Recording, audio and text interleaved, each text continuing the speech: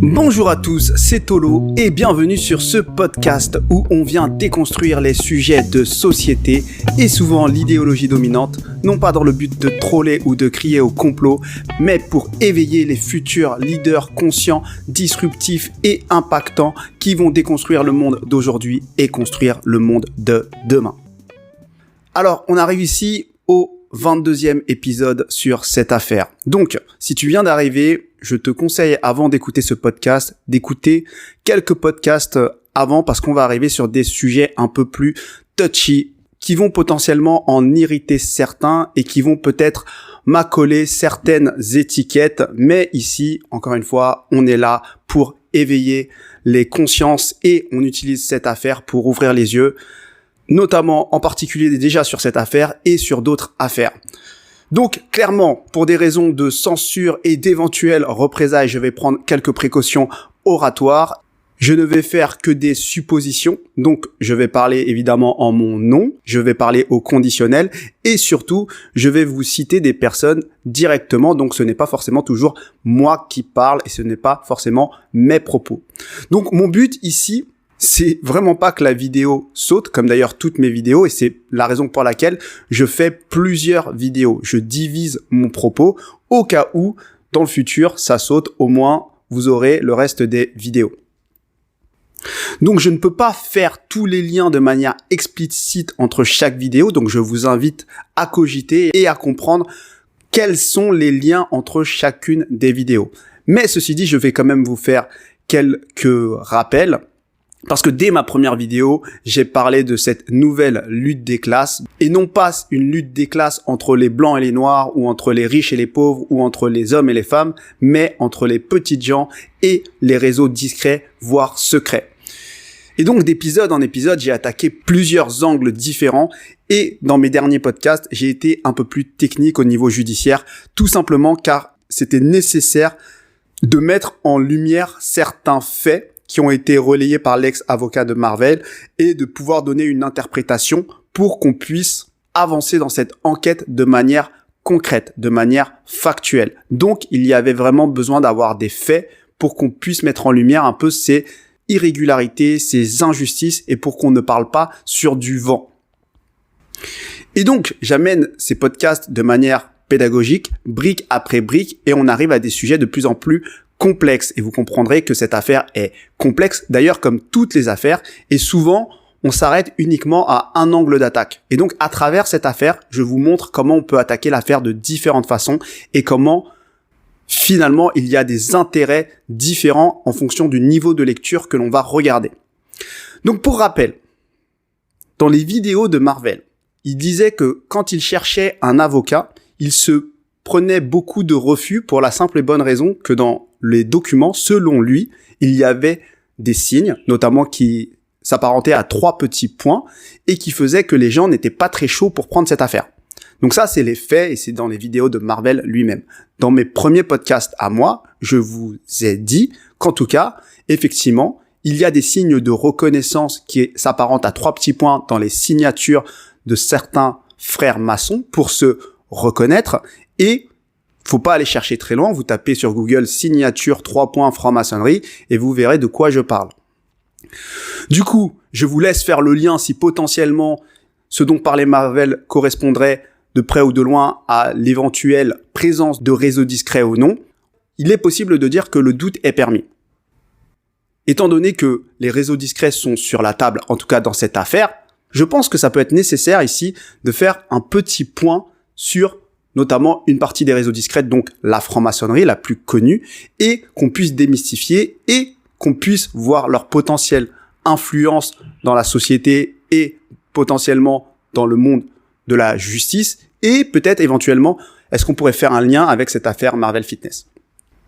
Donc encore une fois, je comprends ici que pour certains, tout ce qui est franc-maçonnerie, réseau discret, c'est un peu difficile à entendre, parce que c'est des sujets qu'on va vite catalogués de complotistes, conspirationnistes, alors même que c'est des sujets qui sont extrêmement exposés finalement dans les médias, parce que chaque année, dans toute la presse, nous avons des unes sur justement la franc-maçonnerie, il y a des reportages sur la franc-maçonnerie, on en parle dans les informations quand il y a des affaires, et donc c'est quelque chose qui, au-delà du fantasme, existe réellement, et vous devez comprendre que ça existe tellement réellement que elles ont une existence juridique, c'est des associations de type loi 1901, et donc ce n'est pas une question de remettre forcément en cause leur existence, mais peut-être plutôt de remettre en cause leur influence. Donc globalement en France, il y a 180 000 francs-maçons, ce qui est évidemment très peu dans les faits par rapport aux 70 millions de Français répartis sur l'Hexagone, mais par contre, ils sont extrêmement représentés dans les appareils d'État et dans tous les postes clés importants de notre société. Il y a 2 grandes loges, on va dire, principales en France. Donc on a d'une part le Grand Orient de France, qui est, on va dire, plutôt à gauche et qui s'intéresse plutôt à des sujets de société et n'a pas ce côté tant spirituel que ça, et qui a ouvert les portes aux femmes uniquement depuis 2010. Ensuite, on a en deuxième grande loge la Grande Loge de France, qui, elle, est plutôt, on va dire, à droite, qui est moins orientée, pour le coup, sujet de société, et beaucoup plus spiritualité. Et pour le coup, cette loge n'est pas mixte. Mais elle a donné naissance à une autre loge, on va dire, dédiée spécialement aux femmes, qui est la Grande Loge féminine de France, et il y a plus de 15 000 femmes à peu près dans cette loge. Et nous avons aussi des loges mixtes, par exemple la Loge des droits humains. Donc pourquoi déjà ces sociétés sont discrètes? Et c'est très important à comprendre. Donc déjà, ce sont des sociétés initiatiques et non démocratiques. Donc ce sont des sociétés où on va passer des initiations pour potentiellement monter de grade en grade. Donc tout le monde sait que ça existe et pourtant elles restent très discrètes. Et vous devez vraiment comprendre la raison pour laquelle elles restent discrètes et pour laquelle personne ne les embête plus que ça, entre guillemets, c'est que les maçons ont connu plusieurs périodes de persécution, un peu à l'image des Juifs, et notamment, la dernière était justement sous le régime de Vichy. Et les maçons ont donc même été persécutés avant même les Juifs sous Vichy. Et donc, vous devez comprendre que ces loges brandissent le drapeau de la persécution pour qu'on les laisse tranquilles et qu'on les garde dans cet anonymat. C'est la raison numéro 1. Donc, en attendant, on ne sait pas vraiment qui est maçon et vraiment à qui on a affaire. Mais la raison numéro 1 pour laquelle c'est des sociétés discrètes aujourd'hui, l'argument numéro 1, c'est parce qu'elles ont été persécutées dans le passé. Et donc, une fois que vous avez compris ça, c'est que même si on en parle très peu dans les médias français, il y a une peur de la part de ces loges que se développe un anti-maçonnisme comme il a pu en exister avant dans le passé, comme de la même manière qu'il y a un racisme ou un antisémitisme. Donc ça, c'est pour le cadre de leur discrétion en tout cas, et pourquoi on ne sait pas qui est maçon et qui ne l'est pas. Donc, justement, ça nous amène à tout ce mystère autour de cette organisation, et notamment, elle se base autour de 3 secrets, justement, qui vont alimenter ce mystère. Donc, les 3 secrets, ce sont le secret d'appartenance. Tu peux dire, si tu veux, que tu es maçon, mais tu ne peux pas dire que telle ou telle personne est maçon. Donc, tu dois garder ce secret d'appartenance et donc tu ne dois pas outer tes frères. Ensuite, le secret du contenu. Tu ne dois pas révéler ce qu'il se dit dans les ateliers. Tu ne dois pas dire même à ta propre famille ce qui se dit dans ta loge. Et enfin, le secret du vécu. Parce que dans ce type d'organisation, c'est des sociétés initiatiques et donc il y a énormément de rituels, énormément d'initiations qui ne s'expliquent pas sur le plan mental et qui se vivent. Et pour cette raison-là, il ne faut pas parler de ce que tu as vécu. Ensuite, la question qu'on peut se poser, c'est pourquoi on va rentrer en maçonnerie? Tout simplement pour la quête de sens, pour ce désir de spiritualité ou de quête philosophique. Ça, c'est la première chose. La deuxième chose, c'est vraiment de faire un travail sur soi. Ça, c'est très très important de le dire. C'est des personnes qui font beaucoup de travail sur eux-mêmes. Et la troisième chose, c'est de le faire en groupe, avec potentiellement un esprit de fraternité. Et donc, ce qui en découle directement, c'est qu'est-ce qu'on y fait? Automatiquement, on va travailler sur soi. Donc, il faut le savoir, il faut être très clair dessus. Ils sont détenteurs d'un savoir, on va dire, ancestral, qui se transmet tel quel de génération en génération. Pour toutes les personnes qui sont un peu dans l'ésotérisme, l'occultisme, la religion, ils le savent très bien. Donc, je vais pas en parler forcément ici dans ce podcast, mais je parle de ce type de sujet-là plus dans mon podcast La Voix du Disciple pour ceux que ça intéresse. Mais je vous préviens, ce n'est vraiment pas pour tout le monde. Ensuite, ce qu'ils peuvent faire, c'est évidemment des initiations, tout simplement parce que c'est la manière qu'ils vont avoir de gravir les échelons, donc d'apprentis, compagnons, maîtres, etc. Et donc ces initiations finalement ce sont des épreuves pour que vous puissiez renaître entre guillemets à nouveau, et donc ils vont aussi faire d'autres types de rituels où ils vont prêter des serments, que ce soit des serments individuels ou collectifs, et ça va être des serments différents à chaque niveau. Et ensuite évidemment ils vont développer cet esprit fraternel de solidarité, peu importe la classe sociale du frère maçon, peu importe sa religion, peu importe sa race, peu importe son parti politique. Et donc, je vous balance un peu des faits de manière neutre pour que vous compreniez un peu l'esprit de ces organisations.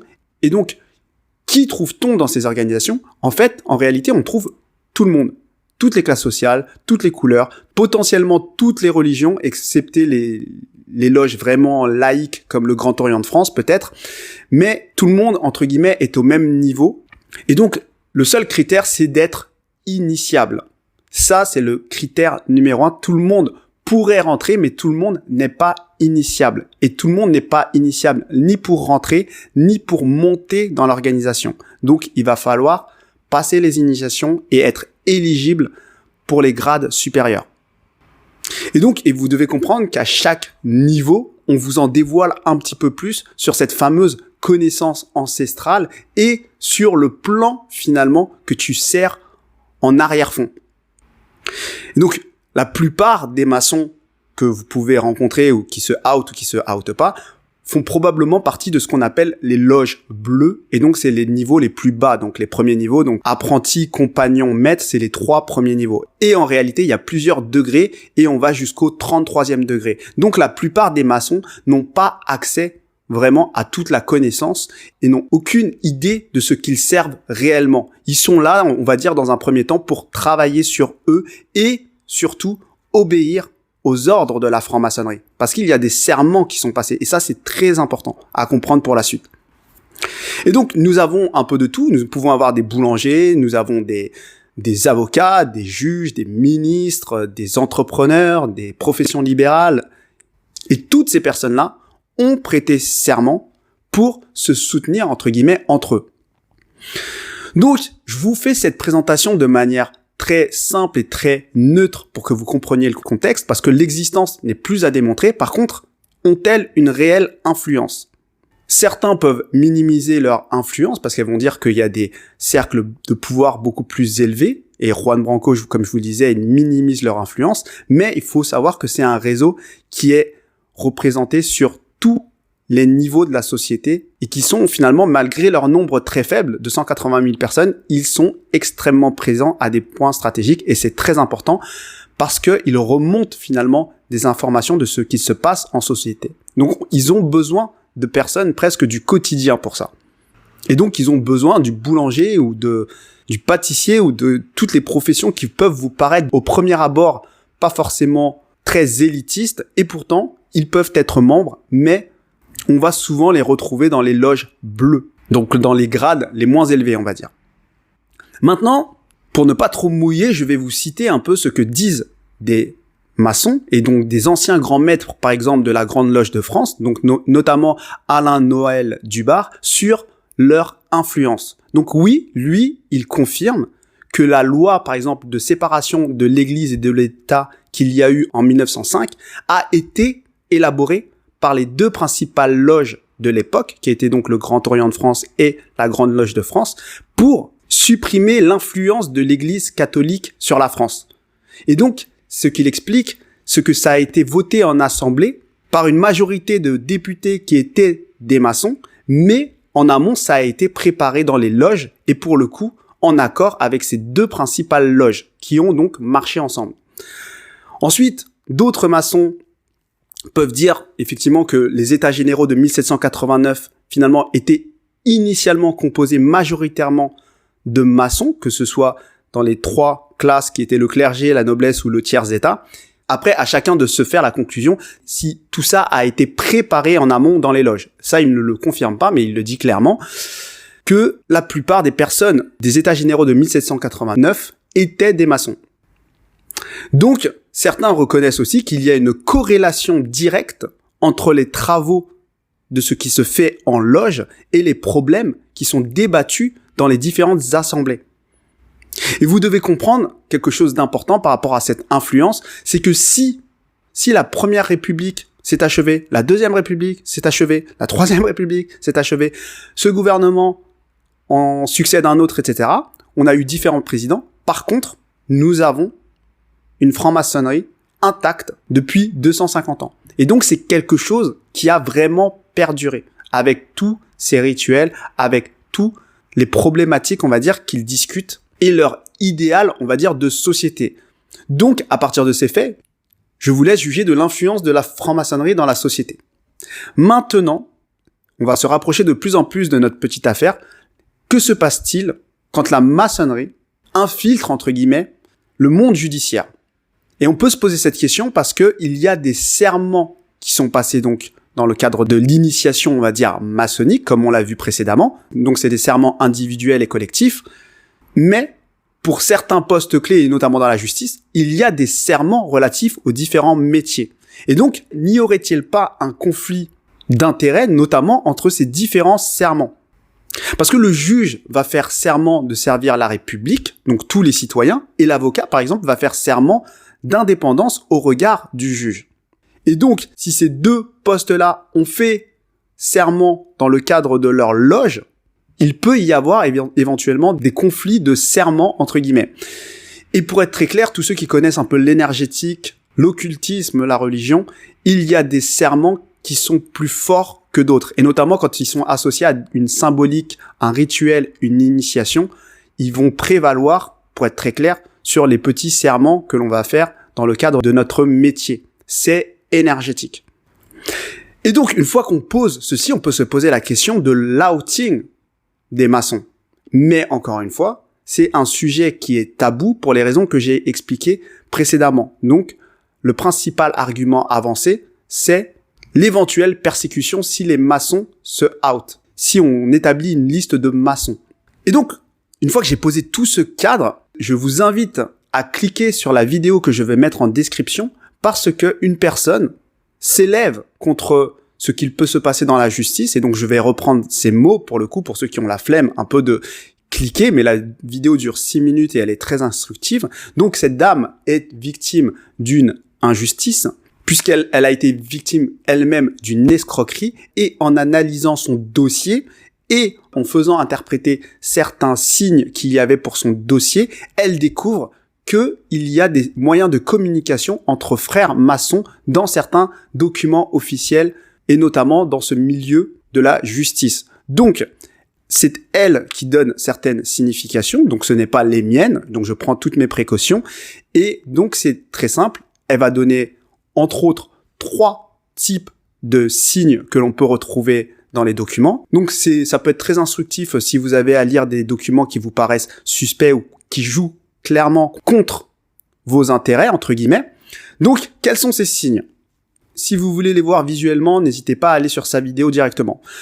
Donc, ce qu'elle dit, c'est qu'à l'aide de 3 astérix, on peut former des triangles, donc soit pointe en haut, soit pointe en bas, soit on peut aligner ces astérisques. Et en fait, ce qu'elle donne comme interprétation, c'est que le triangle pointe en haut et qui se trouve stratégiquement positionné dans un document officiel signifie que ce qui suit doit être lu avec attention par les frères maçons. Le triangle pointe en bas signifie que ici s'arrête le message. Et surtout, maintenant le signe qui nous intéresse, c'est les 3 astérisques alignés, signifie selon elle que ce qui suit s'impose à tous les frères maçons et qu'ils doivent tout faire pour que ce message aboutisse, que le jugement soit justifié ou non, susceptible d'appel ou non. Donc, concrètement, si vous voyez ce genre de choses dans vos documents, je peux vous dire que, a priori, si ce que cette dame dit est vrai, a priori, ça veut dire que les dés sont complètement pipés d'avance. Et donc, je vous parle de ces signes-là parce que par rapport à toutes les irrégularités que je vous ai montrées dans le dossier de Marvel, on peut se poser la question si malgré toutes ces nullités, l'absence de signature, etc., certains signes posés dans certains documents, finalement, ne prévalent pas sur ces nullités. Donc, moi, je vous laisse conclure par vous-même de ce qui est possible ou non, parce que nous n'avons pas accès ni au dossier, ni aux documents, mais je vous le partage même d'un point de vue plus personnel pour vous, si un jour vous avez affaire à ce type d'injustice, d'aller peut-être potentiellement creuser dans cette voie-là, parce que ceci est interdit par la loi. Si c'est avéré, c'est interdit par la loi et ça s'appelle du trafic d'influence. Et c'est réprimé par le code pénal, article 432-11, et qui équivaut potentiellement à 10 ans d'emprisonnement et 150 000 € d'amende. Donc, c'est quand même intéressant de savoir que à un certain niveau, on peut être protégé si ce type de façon s'avère réel. Et en fait, la dernière interrogation que je me suis dit, et par rapport à toutes ces questions que je me suis posées, c'est que je me suis dit, et par rapport à tout ce que je vous ai présenté, je me suis dit, est-ce que cette affaire-là ne dépasse pas finalement la plainte des parties civiles? Comme je vous l'ai dit, il y a beaucoup de choses qui sont préparées dans les loges et surtout qui sont poussées dans les loges. Il y a beaucoup de textes de loi qui sont poussés dans les loges avant d'arriver dans les assemblées ou dans l'espace médiatique. Et finalement, je me dis, quelque part, si potentiellement, je ne sais pas, ça va aussi loin et qu'il y a des signes de reconnaissance entre réseaux discrets sur une affaire aussi ridicule, ça ne peut pas que servir les intérêts des parties civiles, ça doit aussi servir potentiellement des choses qui sont préparées dans certaines loges. Et donc peut-être, potentiellement, ça peut répondre à un agenda de certaines lois qu'ils souhaitent voir passer et que finalement, ils utilisent des affaires et que finalement, des personnes du quotidien vont en faire les frais. Donc c'est un podcast délicat à faire puisque je parle évidemment au conditionnel, je ne sais pas, je vous laisse faire les conclusions. Donc moi je vous apporte simplement des informations. N'hésitez pas à compléter si vous êtes maçon notamment, n'hésitez pas à nous confirmer ou non, ou si c'est des pratiques que vous avez vues ailleurs, ou si vous avez d'autres signes à nous présenter. Je vous laisse commenter, liker, vous abonner et partager cette vidéo. Je vous souhaite à tous une bonne journée et à bientôt.